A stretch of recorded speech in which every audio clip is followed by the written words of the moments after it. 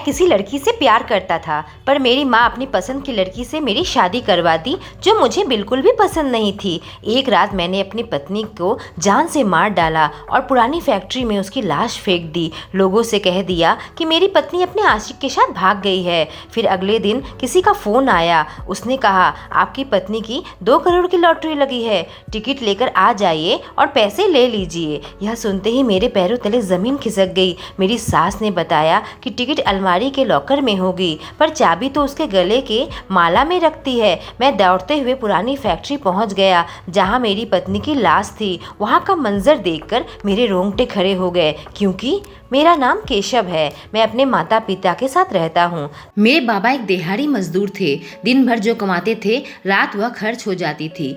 बहुत ही गरीबी में मेरा बचपन बीता। जब मैं दूसरों को महंगे कपड़े, जूते और अच्छा खाना खाते देखा तो मुझे बहुत ही जलन होती थी। मैं हमेशा यही सोचता था कि काश मैं भी अमीर होता। अपनी गरीबी से मैं तंग आ चुका था, पर बचपन में मन लगाकर पढ़ाई की जगह पर आवारागिरी ही किया करता था। मेरी माँ लोगों के घर बर्तन सफाई का काम किया करती थी। माँ बाबा मुझ पर ध्यान नहीं दे पाते थे। जवान होते होते मेरे बाबा की मौत हो गई। हमेशा से ही मेरा सपना था कि मैं एक अमीर लड़की से शादी करूं और अमीर बन जाऊं, पर कोई भी अमीर लड़की मुझे भाव नहीं देती थी। इसलिए मैं दुकान से महंगे कपड़े किराए पर लिए और उसे पहन ऑफिस की जगह पर घुमा करता था, जहां ढेर सारी लड़कियां काम करने के लिए जाती थी। मैं चाहता था कि कोई अमीर लड़की मुझे देखकर मेरे प्यार में फंस जाए और मैं शादी कर लूं। इससे मेरी गरीबी हमेशा के लिए दूर हो जाएगी, पर कोई लड़की मुझसे पटी ही नहीं। ऊपर से महंगे कपड़े और जूते का किराया भी मुझे देना था, पर मैं कुछ कमाता ही नहीं था। मैंने अपनी माँ से कहा कि दुकान का किराया चुका दे, पर मेरी माँ के पास पैसे थे कहाँ। उन्होंने साफ मना कर दिया और कहा कि अपना किराया खुद ही भरो, तुम कुछ काम ढूंढ लो, तुम्हारे पिता चल बसे हैं और मैं ही अकेली लोगों के घर काम करके किसी तरह से गुजारा चला रही हूँ। अब तो थोड़ी घर की जिम्मेदारी तुम भी उठाओ। मेरी माँ के कहने का तो मुझ पर कोई असर नहीं हुआ, पर दुकान के मालिक मेरे पीछे ही पड़ गए। अगर मैं उनका किराया न भरूं तो मुझे मार पड़ेगी, इसलिए मजबूरी में मैंने छोटा मोटा काम ढूंढ लिया। पर मैं जो भी कमाता था उसके पैसे घर पर नहीं दिया करता था। मैं पैसे अपनी ठाट बाट में खर्च किया करता था। लेकिन मेरी माँ को लगा कि अब मैं कुछ कमाने लगा हूँ और अपना खर्च खुद उठाने लगा हूँ। इसी वजह से उन्होंने मेरे लिए लड़की ढूंढना शुरू कर दिया। उन्हें तो लगा कि मैं शादी कर लूंगा तो घर की जिम्मेदारी लूंगा। एक दिन शाम को मेरी माँ ने कहा, आज हमें लड़की देखने जाना है। उनकी बात सुनकर मैं हैरत में पड़ गया। इन्होंने बिना बताए ही लड़की देखना शुरू कर दिया। आज देखने जाने की बात है, यानी काफी दिनों से ये चल रहा है। मैंने पूछा कि आप कब से मेरे लिए लड़की ढूंढ रहे हो? उन्होंने कहा, अब तुम कमाने लगे हो तो मैं 1 महीने से तुम्हारे लिए लड़की देख रही थी। उसमें से कुछ लड़कियां मुझे पसंद आई। आज जिस लड़की को देखने जा रहे हैं वो मुझे सबसे पसंद आई है। मैं तो किसी अमीर लड़की से शादी करूंगा। हो सकता है यह लड़की अमीर हो। यह सोचकर मैं उसके घर जाने को तैयार हो गया। लेकिन जब मैं उनके घर गया तो मैंने देखा वह लोग हमसे भी गरीब है। मेरी माँ ने कहा, यह लड़की पढ़ी लिखी है, देखने में भी खूबसूरत है, इसी वजह से मैंने इसे पसंद किया है। मैं भी देखने में कुछ कम हसीन नहीं हूँ। जब हम घर वापस आ गए, मेरी माँ ने कहा कि लड़की वालों ने हाँ कर दी है। उस वक्त मैं अपनी माँ से कुछ नहीं कहा, पर मेरे इरादे साफ थे। मैं ऑफिस के इलाके में फिर से खाली समय में घूमने लगा। वहाँ पर एक लड़की मुझे पसंद आ गई। देखने में काफी खूबसूरत थी। कुछ बहाने से उससे बात की। मैं देखने में इतना स्मार्ट हूँ कि मुझे लगा कि वह इम्प्रेस हो गई है। मैं उसे कॉफी पीने के लिए चलने को कहा। वह मान गई और हम दोनों कॉफी पीने चले गए। मैं बहुत ही खुश था कि लड़की पट गई। बातों बातों में मुझे पता चला कि वह एक IT कंपनी में बड़े पोस्ट में है। 1 महीना उससे मिलने के बाद मैंने उसे अपने दिल की बात बता दी। लेकिन जब उसे पता चला कि मैं गरीब हूँ, उसने कहा कि मैं तुमसे शादी नहीं कर सकती। मैं किसी ऐसे आदमी से शादी करूंगी जो मेरे स्टेटस का हो। मैं घर में जाकर यही सोच रहा था कि कुछ ऐसा काम करना होगा जिससे वो मुझसे शादी के लिए तैयार हो जाए। तभी मेरी माँ मेरे पास आई और कही, मैं रजनी से तुम्हारी शादी की डेट पक्की कर दी है। मैं कविता से प्यार करता करता हूँ और मेरी माँ ने मेरी शादी एक गरीब लड़की से तय कर दी। लेकिन कविता ने भी मेरे सामने एक ऐसी शर्त रख दी थी, वह काफ़ी पैसे वाली है, उसके स्टेटस तक पहुँचते पहुँचते तो सालों लग जाएंगे। मुझे लगा कि मैं अमीर लड़की को फंसाकर उससे शादी कर लूँगा और अमीर बन जाऊँगा, पर यह तो मुझे अपना स्टेटस ऊपर करने को कह रही है। मैं कविता को हर हाल में हासिल करना चाहता था, पर इधर मेरी माँ मेरा रिश्ता तय कर चुकी थी। मैंने माँ से कह दिया था कि मैं उससे शादी नहीं करना चाहता। माँ वह गरीब है, पर माँ ने मुझे समझाया कि तू अपने सपने से बाहर निकल आ, कोई भी लड़की तुझसे शादी नहीं करना चाहेगी, तू कमाता ही क्या है, यह लड़की गरीब है इसलिए तेरे साथ शादी के लिए तैयार हो गई है। मेरे ना चाहते हुए भी मेरी माँ ने मेरी शादी इस लड़की से करवा दी। मैंने यह बात कविता से छुपा ली। मैं हर हाल में रजनी से पीछा छुड़ाना चाहता था, पर माँ के जिद के आगे मैं कुछ नहीं कर सका। लेकिन शादी करके जब मैं उसे घर लाया तो मैंने उसे छुटकारा पाने का तरीका सोच लिया। हालांकि तरीका काफ़ी खतरनाक है, पर इससे मुझे उससे हमेशा के लिए छुटकारा मिल जाएगा। मैंने अपने दिमाग में सब कुछ सोच लिया था। आज सारा काम मैं निपटा डालूंगा। जब मैं अपने कमरे में गया तो उसे देखकर उसकी खूबसूरती में खो गया। मैंने सोचा कि इतनी हसीन औरत अब मेरी हो चुकी है, क्यों न पहले इसे पा लिया जाए। इतना अच्छा मौका मिला है, इस ऐसे गंवाना नहीं चाहिए। मैं अपनी नई नई शादी और नई नई बीवी में डूब गया और अपनी दिमाग की योजना मैं भूल बैठा। मेरी बीवी भी मुझे पाकर बहुत ही खुश थी। उसकी मीठी मीठी बातों में मैं खो जाता था। एक महीना कैसे बीत गया पता ही नहीं चला। एक दिन मैं काम के सिलसिले में कहीं जा रहा था। अचानक ही मेरी नज़र कविता पर पड़ी। कविता मुझे देखते ही मुस्कुराई और मेरे पास आ गई। उसने कहा, तुम्हें अपना स्टेटस बढ़ाने को कहा तो तुम तो गायब ही हो गए। आजकल मुझसे मिलने क्यों नहीं आते हो? तुम इतने स्मार्ट और हैंडसम हो, मुझे पता है कि तुम कुछ ना कुछ काम करके अपना स्टेटस बढ़ा ही लोगे। मैं तुम्हें पाने के लिए तड़प रही हूँ और मुझे मत तड़पाओ। कविता की बात सुनकर मेरा पुराना प्यार जाग उठा और मुझे लगा कि अब मुझे अपनी योजना पर काम करना पड़ेगा ताकि मैं कविता को हासिल कर सकूं। मेरी बीवी खूबसूरत जरूर है, पर मैं उस गरीब लड़की के साथ अपनी पूरी जिंदगी नहीं गुजार पाऊंगा। मुझे अपने ऐशो आराम के लिए पैसे चाहिए जो मुझे कविता ही दिलाकर दे सकती है। मैं घर गया तो मेरी बीवी ने कहा, मैं एक दिन के लिए मायके जाना चाहती हूँ। मैंने कहा ठीक है, कल सुबह तुम्हें छोड़ आऊँगा। मैंने सोच लिया था कि मैं अपनी बीवी को छोड़ने के बाद सारी योजना बना लूँगा। मैंने उससे कहा कि मैं तुम्हें बाद में जाकर ले आऊँगा। सुबह काम में जाने से पहले मैंने उसे मायके में छोड़ दिया तो जाते जाते उसने कहा, आपके लिए एक बहुत बड़ा सरप्राइज़ है, सुनकर आप बहुत ही खुश हो जाएंगे। मैंने बोला, क्या सरप्राइज़ है, बताओ ना। उसने कहा, उसके लिए आपको थोड़ा इंतज़ार करना पड़ेगा, सब्र का फल मीठा होता है। जब शाम हुई तो मैं अपनी पत्नी को कॉल करके कहा कि तुम अपने भाई के साथ आ जाओ।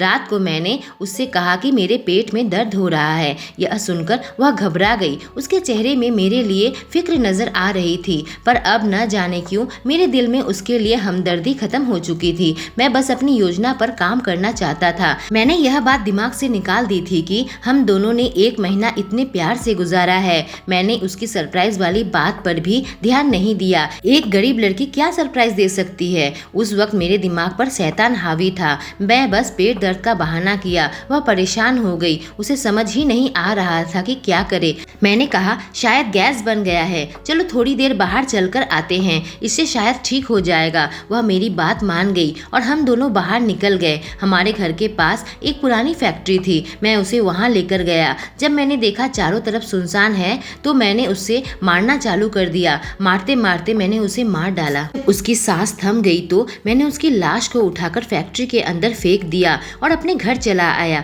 चारों ओर सुनसान और घना अंधेरा था तो किसी ने भी मुझे यहाँ आते जाते नहीं देखा था। मुझे अपने किए पर थोड़ा भी अफसोस नहीं हो रहा था, क्योंकि मेरी माँ ने मेरी जबरदस्ती से शादी करवा दी। मैं रजनी से नहीं, कविता से प्यार करता हूँ। रजनी के पास मुझे देने के लिए कुछ नहीं है। अब मैं यही सोचने लगा था कि कल लोगों से क्या कहूँगा। सुबह उठते ही मैं चीखने चिल्लाने और रोने लगा। मैंने कहा, रजनी अपने आशिक के साथ भाग गई है। मैंने अपने ससुराल वालों, रिश्तेदारों को और मोहल्ले वालों को यही कहानी सुनाई। मेरे ससुराल वाले बहुत ही शर्मिंदा थे। इस बात पर शर्म आ रही थी कि उनकी बेटी शादी के बाद अपने पति को धोखा देकर भाग गई है। मैंने कहा, यह सब मेरी ही गलती है। वह गरीबी से तंग आकर अपने अमीर आशिक के साथ भाग गई है। पता पता नहीं लोगों ने मेरी बात पर यकीन किया होगा या नहीं। यह सोच सोचकर मैं अंदर ही अंदर परेशान हो गया था। मैंने एक जीती जागती लड़की को ख़त्म कर दिया था। मैं अपने कमरे के अंदर आ गया और मेरा मूड भी बहुत ही खराब था। तभी फ़ोन की घंटी बजी। मैं फ़ोन उठाना नहीं चाहता था, पर बार बार घंटी बजने के कारण तंग आकर मैंने फ़ोन उठाया। लेकिन उधर से उन्होंने जो कहा वह सुनकर मेरे सर पर मानो आसमान टूट पड़ा। मेरे पैरों तले ज़मीन निकल गई। उन्होंने कहा कि रजनी के नाम पर 2 करोड़ की लॉटरी लगी है, आप लॉटरी का टिकट लेकर आइए और पैसे ले जाइए। क्या यही सरप्राइज़ थी जो वह मुझे देना चाहती थी? मैंने सोचा कि अगर वह लॉटरी की टिकट मुझे मिल जाए तो मैं पैसे ले आऊँगा और पैसे मिलते ही कविता मुझसे शादी के लिए तैयार हो जाएगी, मेरी ज़िंदगी बन जाएगी। मैंने कविता को फ़ोन करके खुशखबरी दे दी। अच्छा हुआ जो मैंने रजनी को मार डाला। मैं घर पर वह लॉटरी की टिकट ढूंढने लगा, पर मुझे वह कहीं भी नहीं मिला। मैंने अपनी सास को फ़ोन किया और उनसे लॉटरी के टिकट के बारे में पूछा। उन्होंने कहा हाँ, रजनी को लॉटरी टिकट खरीदने का शौक है। वह भी अपनी गरीबी से बहुत ही परेशान थी। वह किसी अमीर आदमी से शादी करना चाहती थी और तुमसे शादी करने के लिए मना कर दिया था, लेकिन जब उसने तुम्हें देखा तो तुम उसे बहुत पसंद आ गए थे। मुझे नहीं पता था कि मेरी बेटी इस तरह से किसी अमीर आदमी के साथ भाग जाएगी। मेरी सास दुनिया भर की बातें सुना रही थी, पर यह नहीं बता रही थी कि लॉटरी की टिकट कहाँ होगी। उन्होंने कहा वह लॉटरी की टिकट लॉकर में रखती है। मुझे ध्यान आया उसके गले में जो माला था उसमें वह लॉटरी की चाबी लटका कर रखती थी। मैं रात होने का इंतजार करने लगा ताकि मैं उस फैक्ट्री में दोबारा जा सकूं और चाबी को निकाल सकूं। 2 करोड़ रुपए हासिल करने के लालच में मैं एक हैवान बन चुका था। रात होते ही मैं दौड़ते हुए उस पुरानी फैक्ट्री में पहुंचा और वहां का नज़ारा देखकर मेरे रोंगटे खड़े हो गए। मैं दौड़ता हुआ अपने घर पर आ गया। मैं पसीने से भीग गया। अब मुझे अपने किए पर पछतावा होने लगा। मुझे पता चल चुका था कि अब मैं यहाँ नहीं रुक सकता, मुझे अभी यहाँ से भागना होगा। पर मैंने लोगों से कहा है कि मेरी बीवी अपने आशिक के साथ भाग गई है। अगर मैं भी भाग जाऊं तो लोगों के मन में सवाल उठेंगे। मैं यह सोच ही रहा था कि तभी मेरी माँ मेरे पास आ गई। मैंने कहा माँ, इतनी रात हो गई है, आप अभी तक सोई नहीं? उन्होंने कहा बेटा तू सच सच बता, तू इतना परेशान और घबराया हुआ क्यों नजर आ रहा है? मैंने कहा मैं ऐसी कोई बात नहीं है, मेरी बीवी मुझे छोड़कर चली गई है, इसी वजह से परेशान हूँ। उसने कहा सच सच बता, उसके साथ क्या हुआ है? यह सुनते ही मैं घबरा गया। लगता है मेरी माँ को मुझ पर शक हो गया है। अब मुझे पता था कि मेरी माँ मेरे से सच निकलवा कर ही रहेगी। अब मेरे पास कोई चारा नहीं है सिवा उनसे सच बताने का। मैंने उन्हें सारी बात बताई तो वह रोने लगी। बोली यह तूने क्या कर दिया बेटा? मैंने कहा माँ, मुझे यहाँ से भागना होगा, पर वह मुझे रोकने लगी। लेकिन मैंने अपना सामान बांधा और वहाँ से निकलने लगा। मुझे पता है अब यहाँ रहना खतरे से खाली नहीं है। जब मैं घर से निकल ही रहा था कि कोई जोर जोर से दरवाज़ा पीटने लगा। मैं बहुत ज़्यादा घबरा गया। मुझे भागने का मौका ही नहीं मिला। बाहर कौन हो सकता है जो इतनी जोर जोर से दरवाज़ा पीट रहा है? मैंने दरवाज़ा खोला तो मेरे सामने मेरे ससुर और पुलिस खड़ी थी। जैसे ही मेरे ससुर हटे, पीछे मेरी बीवी सही सलामत खड़ी थी। मुझे तो लगा था कि रजनी मर चुकी है और उसकी लाश किसी ने ढूंढ ली है, पर उसे जिंदा देखकर तो मेरे होश ही उड़ गए। मैं शर्म से पानी पानी हो गया। मुझे वह वक्त याद आ गया जब मैं इसे लगभग मार ही डाला था। मेरे ससुर ने मुझसे कहा कि मैं तुम्हारी भागी हुई बीबी को लेकर आया हूँ, पुलिस ने हमारी मदद की है। जब मेरी पत्नी घर पर आई तब उसने कहा आप लोग यही सोच रहे हैं ना कि मैं तो मर गई थी, फिर जिंदा कैसे हो गई? जब आप मुझे मार रहे थे तो मैं अपनी सांस रोक ली थी ताकि आप मुझे मरा हुआ समझकर वहीं छोड़कर चले जाए। मैं आपको यह सरप्राइज देने वाली थी कि मैं गर्भवती हूँ। मुझे लगा था यह खबर सुनकर आप खुश हो जाएंगे, पर आप तो मुझसे छुटकारा पाना चाहते थे।